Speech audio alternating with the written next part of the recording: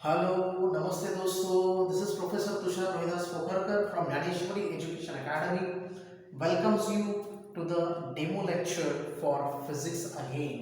तो आज फिर से हम फिजिक्स के ऊपर एक डेमो देने वाले हैं। देखो, आपके फिजिक्स के बहुत सारे बेसिक्स टॉपिक्स के ऊपर ऑलरेडी डेमो हो चुके हैं और उसमें से और एक बेसिक टॉपिक आज मैं बताने वाला हूँ और वो है सुपरपोजिशन ऑफ वेव्स के बारे में, यानी एक्चुअल सुपरपोजिशन ऑफ वेव्स का और एक मैं वीडियो लेक्चर बनाऊंगा। पर उसके बेसिक से थोड़ा सा हम स्टार्ट करने वाले हैं कि ये वेव्स आपके डे टू डे लाइफ में आप जो देखते हो वो एक्चुअल में अगर टेलीस्कोप के अंदर देखोगे तो दिखते कैसे हैं और ये बनते कैसे हैं।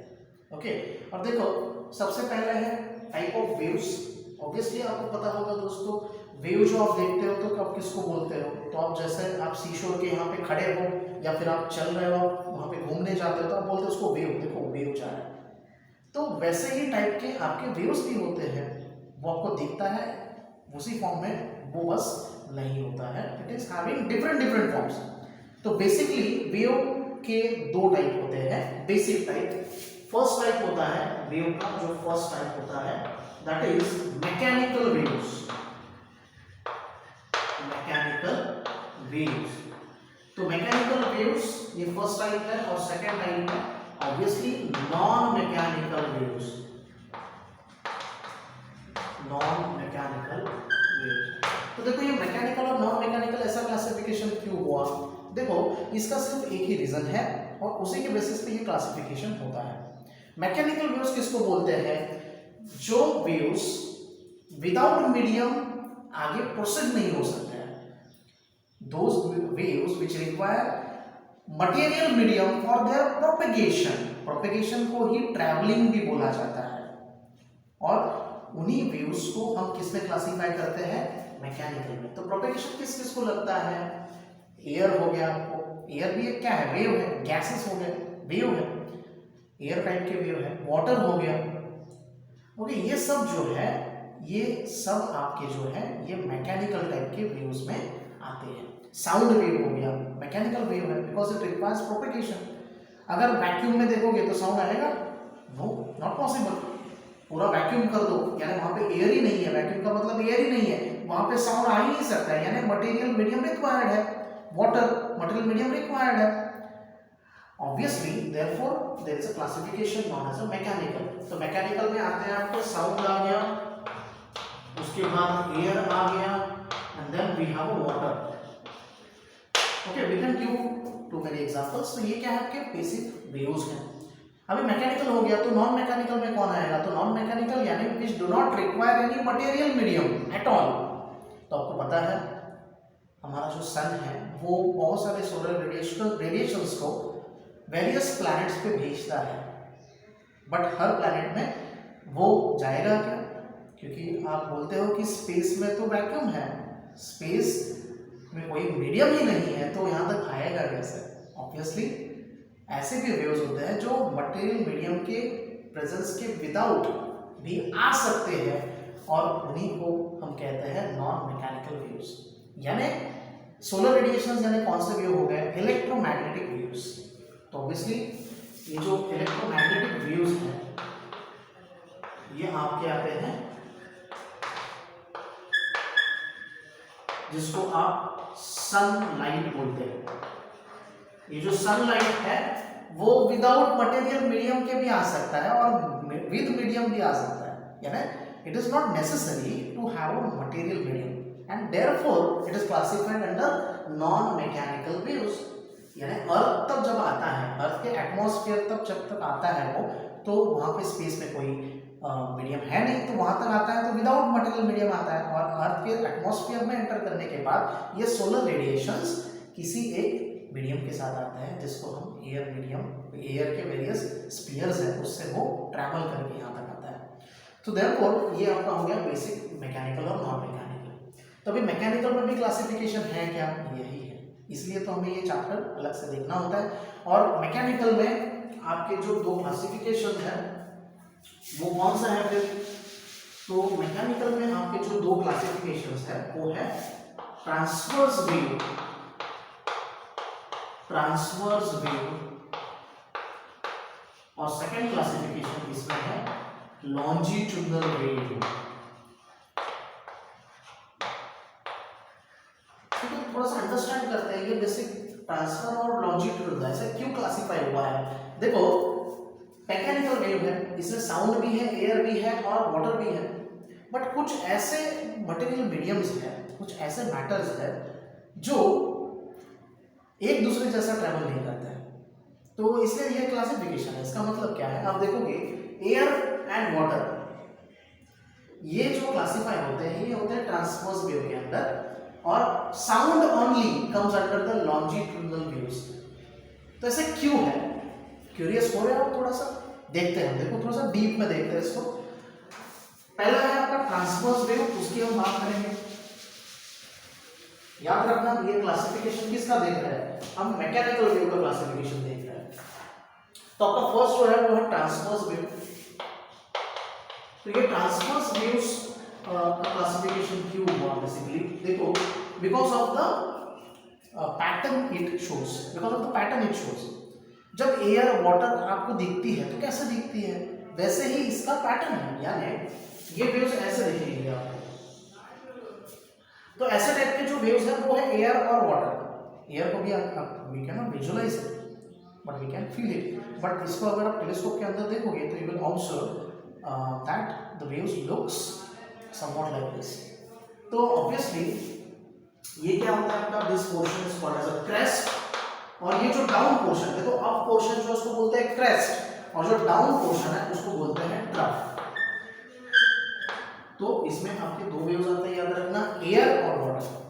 उसके बाद नेक्स्ट है आपका लॉन्जिट्यूडनल वेव, उसको भी हम ऑब्जर्व करते हैं। तो देखो ये जो लॉन्जिट्यूडनल वेव्स है इसमें एक ही आता है आपका साउंड वेव। तो साउंड वेव ऐसा नहीं दिखता है, क्योंकि साउंड है ना बहुत ही कॉम्प्रेस टाइप का रहता है, और उसमें भी और एक कॉम्प्रेशन है, यानी वो ऐसे दिखेगा आपको। ये जो लाइंस हैं और ये जो लाइंस है इन दोनों में डिफरेंस है। देखो ये ज्यादा क्लोज निकाल रहा हूं मैं, again there are some lines, again close lines.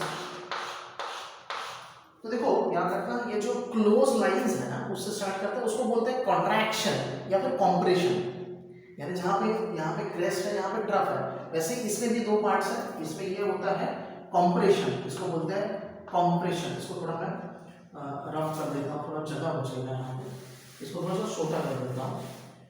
Okay, सो देखो ये आपका लॉन्जिट्यूडनल वेव था। तो लॉन्जिट्यूडनल वेव्स में ये पार्ट है कॉम्प्रेशन, इसको बोलते हैं कॉम्प्रेशन। ये भी आपका कॉम्प्रेशन, जो क्लोज्ड लाइंस शो कर रहा है उसको मतलब कॉम्प्रेस्ड है वो। उसके बाद ये जो पार्ट है ये होता है रेयरफैक्शन। देखो दो फुल फॉर्म है, आर को मैं यहाँ पे लिख रहा हूँ, देखो ये है रेयरफैक्शन, और ये जो सी है वो है कॉम्प्रेशन, ये है कॉम्प्रेशन। ओके, तो देखो ये दो टाइप के वेव्स होते हैं। तो बेसिकली हमें अभी ये समझना है कि ये ट्रांसवर्स वेव्स और लॉन्जिट्यूडनल वेव्स में और क्या डिफरेंस है। तो देखो आप देखोगे तो ये जो यहाँ पे आपको वेव फॉर्म दिख रही है, ये क्या शो कर रही है कि द वेव हैविंग एसएचएम, यानी ये आपका ये क्या है, सिंपल हार्मोनिक मोशन ही है हर पार्टिकल का। तो ये हर पार्टिकल आपका जो वाइब्रेट कर रहा है, ये वाइब्रेशन करते करते ये वेव फॉर्म बना रहा है। यानी ये आपका पार्टिकल है, तो सपोज ट्रांसवर्स वेव्स मुझे प्रोड्यूस करना है, तो उसके सपोज मैं थ्रेड लेता हूँ। ओके, क्योंकि मुझे वेव ही को अगर देखना है तो मैं एक थ्रेड लेता हूँ और उसमें मैं क्या करता हूँ, एक साइड से उसको टैप कर देता हूँ। ओके, या फिर उसको मैं थोड़ा सा जर्क दे देता हूँ। तो ऑब्वियसली वहाँ पे आप देखोगे कि वहाँ पे एक ट्रांसवर्स वेव्स बनेगा। तो हमेशा याद रखना ये जो ट्रांसवर्स वेव जब फ्लो होता है, यानी वेव फ्लो होता है, इसका मतलब उसका मैटर कभी फ्लो नहीं होता है। जो फ्लो होता है वो उसका एनर्जी होता है। यानी यहाँ पे एक पार्टिकल है, समझना, ये आपका पार्टिकल है A particle, this is B particle. तो ये एसएचएम चल रहा है यहाँ, एसएचएम यानी अप एंड डाउन मोशन है यहाँ पे। ये आपका मीन पोजीशन है, ऊपर जा रहा है सेम, नीचे जा रहा है सेम। अगेन बी पॉइंट पे जो जा रहा है वो मैटर नहीं जा रहा है, यानी वाटर जब ट्रैवल करता है आगे वाटर वेव, तो उस वाटर आगे नहीं जाता है, उसके अंदर एक एनर्जी होता है, वो आगे बढ़ता है। यानी यहाँ से यहाँ तक आपका जो एनर्जी है वो ए से बी में पहुंचेगा और ये एनर्जी आगे आगे प्रोग्रेस होता रहेगा। सेम अमाउंट ऑफ एनर्जी की बात कर रहा हूँ मैं, ये एनर्जी इंक्रीज या डिक्रीज नहीं हो रहा है, ये सेम प्रोसेस चालू रहता है जब तक आपका वेव है। देखो ये और ये जो है बी पार्टिकल है, ये ए पार्टिकल है, तो यही एसएचएन यहाँ पे परफॉर्म हो रहा है। तो ये जो मीन पोजीशन है एक्सट्रीम, ये आपके वेवफॉर्म में हमने यहाँ पे शो किया है। तो बेसिकली कहना ये है कि ट्रांसवर्स वेव्स में जो पार्टिकल होते हैं वो हमेशा कैसे प्रोपेगेट होते हैं, तो they propagate perpendicular to the direction of the propagation of the wave. तो ये जो आपका यहाँ पे पार्टिकल का आप एसएचएम देख रहे हो वो क्या है, परपेंडिकुलर है। किसको परपेंडिकुलर है? वेव तो ऐसे आगे बढ़ रही है ना, वेव तो ऐसे आगे बढ़ रही है, तो इसका मतलब the wave travels, the transverse waves travels perpendicular to the direction of the propagation of the wave. तो ये है आपके ट्रांसवर्स वेव के बारे में। तो वैसे ही लॉन्जिट्यूडनल में होता है क्या? बिल्कुल भी नहीं। लॉन्जिट्यूडनल वेव में क्या होता है, आपके जो पार्टिकल्स है वो अलोंग द लेंथ ट्रैवल करते हैं। That means they propagate in the direction of the propagation of the wave और parallel to the direction of the propagation of the wave. यानी जैसे आपकी वेव चल रही है वैसे ही वो ट्रैवल हो रहा है। कैसे हो रहा है, कैसे दिखाएंगे आप? देखो इसका डायग्राम ट्रांसवर्स वेव का ये है, मैं यहाँ पे लॉन्जिट्यूडनल वेव का दिखा रहा हूँ। तो देखो जैसे सपोज ये आपका है पार्टिकल ए, तो ये जो पार्टिकल ए है इसका क्या है, रेयर फ्रैक्शन है, इसका रेयर फ्रैक्शन मैंने दिखाया है यहाँ पे। यानी ये भी टू एंड फ्रो मोशन ही है, जैसे यहाँ पे अप था डाउन था, वैसे यहाँ पे राइट है और ये लेफ्ट है। और ये आपका क्या है, रेयर फ्रैक्शन, ये आपका रेयर फ्रैक्शन है, आर से मैंने इंडिकेट किया है। और उसके बाद जो अगेन दूसरा होगा वो क्या होगा, कॉम्प्रेशन होगा। यानी यहाँ पे आपका जो नेक्स्ट पार्टिकल है वो क्या होगा, कॉम्प्रेस हो जाएगा। उसके बाद फिर से यहाँ पे होगा रेयर फ्रैक्शन। ऐसे ही करके आपका क्या होगा, ये वेव जो है वो आगे बढ़ेगा। And therefore it is said that longitudinal waves travel in the direction of the propagation of the wave. Okay, और परपेंडिकुलर कौन जाता है, ट्रांसवर्स हो जाता है। तो ये बेसिक हो गया दोस्तों ट्रांसवर्स वेव्स और लॉन्जिट्यूडनल वेव्स का। ऑब्वियसली हमें देखना है ये पार्ट जो हम एक 5 मिनट में देख लेते हैं, and that part is reflection of transverse waves and reflection of longitudinal waves. तो सिंपल वे में मुझे कहना ये है कि आपका अगर ट्रांसवर्स वेव या फिर लॉन्जिट्यूडनल वेव अगर ट्रैवल करता है और उसको बीच में कुछ ऑब्स्ट्रक्शन आता है तो वो रिफ्लेक्शन कैसे देगा, यानी फिर से वापस आते वक्त वो क्या होगा। तो देखो रिफ्लेक्शन ऑफ ट्रांसवर्स वेव में पहले देखते हैं। अगर मैं थ्रेड लेता हूं और उस थ्रेड को जैसे यहाँ पे मेरे सामने बॉल है उसको मैं फिक्स कर देता हूँ और मेरे हाथ में जो फ्री एंड है उसको मैं जर्क देता हूँ। कैसे जर्क दे रहा हूँ, मैं ऊपर दे रहा हूँ, ऊपर का मतलब क्रेस्ट कर रहा हूँ। यहाँ पे मैं क्रेस्ट प्रोड्यूस कर रहा हूँ। ओके, यहाँ पे मैं क्रेस्ट प्रोड्यूस कर रहा हूँ। तो उसमें मैंने क्रेस्ट प्रोड्यूस कर दिया। तो क्रेस्ट प्रोड्यूस होने के बाद आप देखोगे कि यहाँ पे आके मैं क्या कर रहा हूँ, वॉल के साथ उसका रिफ्लेक्शन करवा रहा हूँ ना, because and is wall, another and is wall.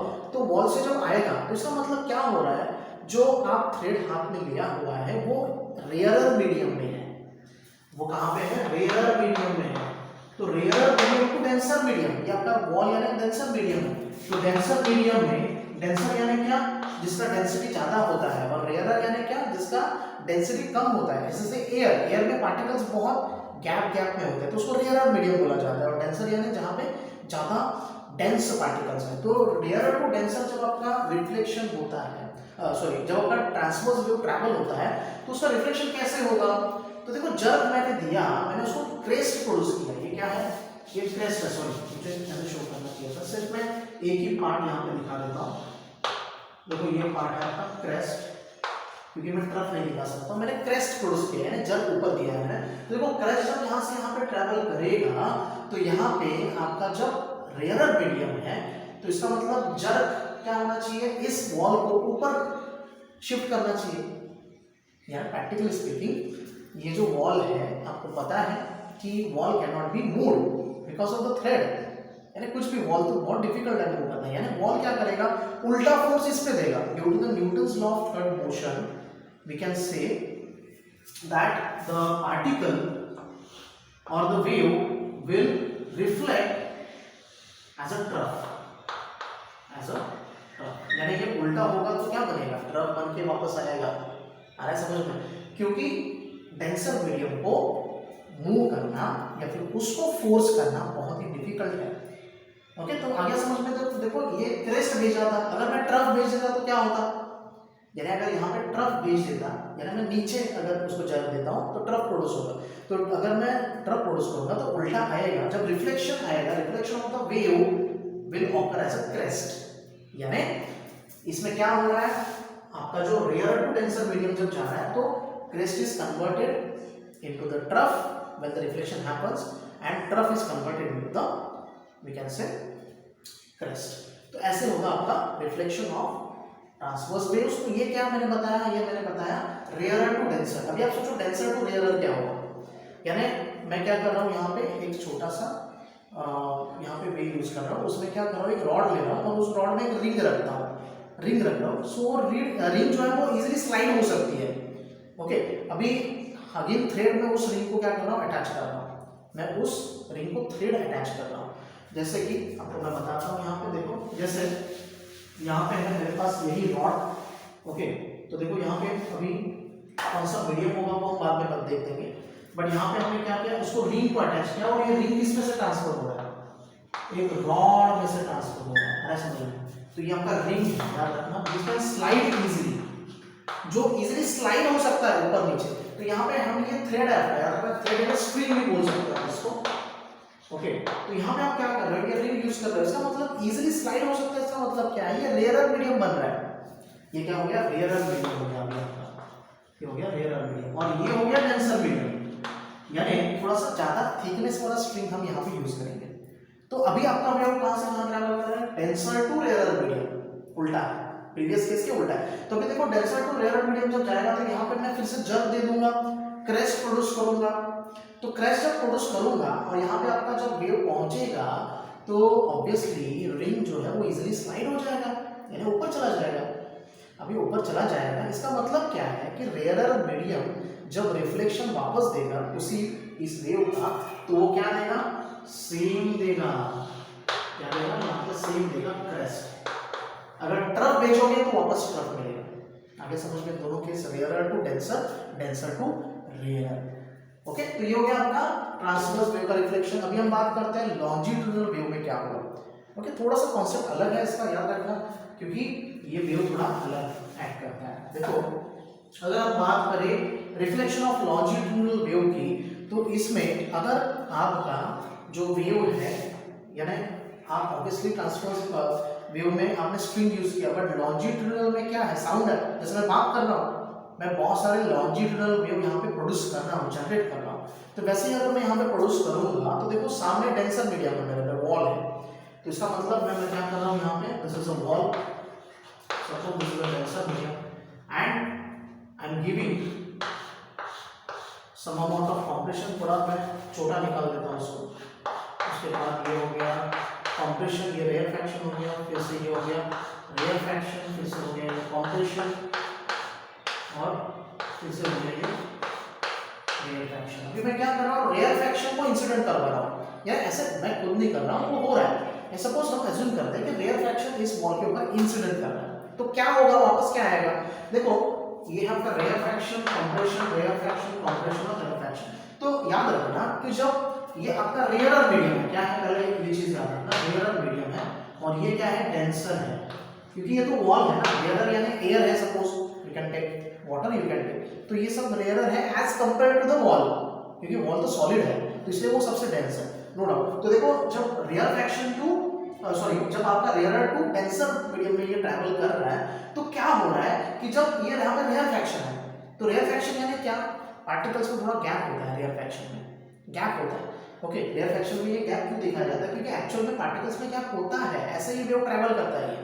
Okay, जैसे मैंने आपको दिखाया था। तो देखो अभी क्या होगा, रेयर फ्रैक्शन में पार्टिकल्स थोड़े से क्या है, लो डेंस है, यानी ज्यादा गैप है, इसमें ज्यादा डेंस होता है कंप्रेशन में, तो इसमें लो डेंस है। तो ये जब आएंगे तो आते आते ये क्या करेंगे, डेंसर मीडियम के ऊपर अटैक कर देंगे, यानी वो आ रहा है, इंसिडेंट हो रहा है, बट डेंसर मीडियम में तो पार्टिकल सब क्या है, टाइटली बॉन्डेड है, एकदम क्या है, वो क्लोज है, तो ये उसको क्या करेंगे, ऑपोज करेंगे, ऑब्वियसली फॉर श्योर। और इनमें सफिशिएंट एनर्जी है नहीं, इनमें सफिशिएंट एनर्जी है नहीं कि ये इसको अपोज करे, डेंसर मीडियम को, वॉल को। तो वॉल के अंदर आपको पता है साउंड जा ही नहीं सकता है, ऑब्वियसली, इसलिए तो हम इसकी बात कर रहे हैं, रेयर टू डेंसर। तो ये जब वापस आएगा तो ये कैसे आएगा, ये वापस आएगा तो कैसे आएगा, ऑब्वियसली ये एज इट इज वापस आएगा, जैसे था वैसे ये वापस आ जाएगा, यानी यहाँ पे भी हमें क्या मिलेगा, रेयर फ्रैक्शन ही मिलेगा, यहाँ पे भी हमें रेयर फ्रैक्शन मिलेगा। अभी पूरा मैं ड्रॉ नहीं करते बैठ रहा हूँ, यहाँ पे क्या मिलेगा, रेयर फ्रैक्शन ही मिलेगा, क्योंकि इसने इसके ऊपर again Newton's third law of motion यहाँ पे एक्ट हो रहा है, बट ये पार्टिकल जो है सफिशिएंट नहीं है, उनमें एनर्जी सफिशिएंट नहीं है कि जो इसको पुश कर सके आगे, इसको आगे पुश कर सके, and therefore they will return back in the same phase बोला जाता है इसको, एज ऑफ द प्रीवियस। ठीक है, आगे समझ में। तो देखो ये है आपका रेयर टू डेंसर। अभी हम बात करते हैं, तो देखो ये रेयर फ्रैक्शन के फॉर्म में आ गया, अगर कॉम्प्रेशन यहाँ पे होता तो कॉम्प्रेशन ही आ जाता था। ओके, अभी हम बात करते हैं नेक्स्ट, डेंसर टू रेयर। तो फर्स्ट केस हमने लिया जिसमें रेयर टू डेंसर यानी एयर टू डेंसर मीडियम जा रहा, एयर टू वॉल जा रहा था।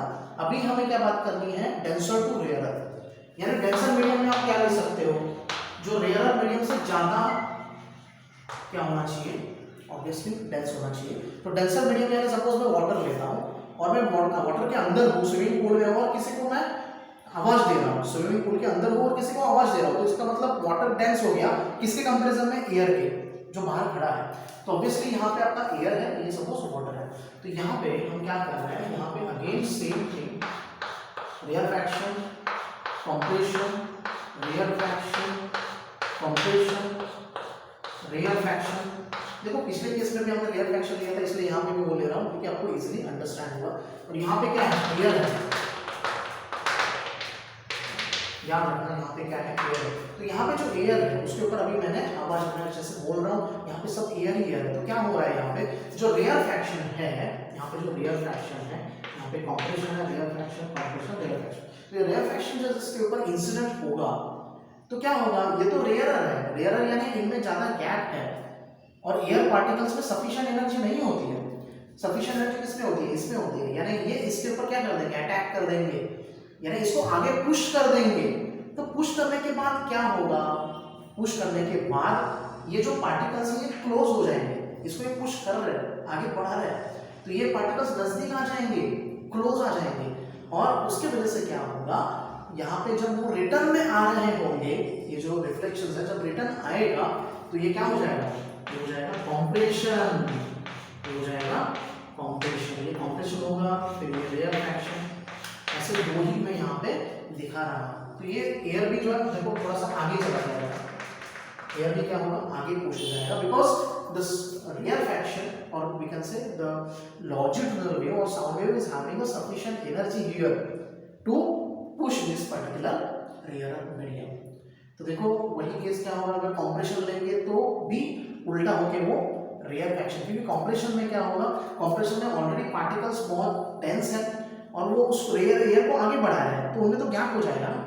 यहाँ पे क्या हो रहा है, ये क्लोज आ जाएंगे, इनको टाइम मिल जाएगा और ये वापस आएंगे तो कॉम्प्रेशन बन जाएगा। ओके, सो देखो ये है आपका we can say reflection of a transverse waves, and this is the case of a reflection of a longitudinal wave। So obviously I'm sure आपको लेक्चर बहुत पसंद आया होगा, प्लीज शेयर एंड सब्सक्राइब और आपके व्यूज भी देते जाना। Okay, thank you very much, and again I will request you to join National Education Academy for more such wonderful lectures, more such interactive lectures. Thank you very much.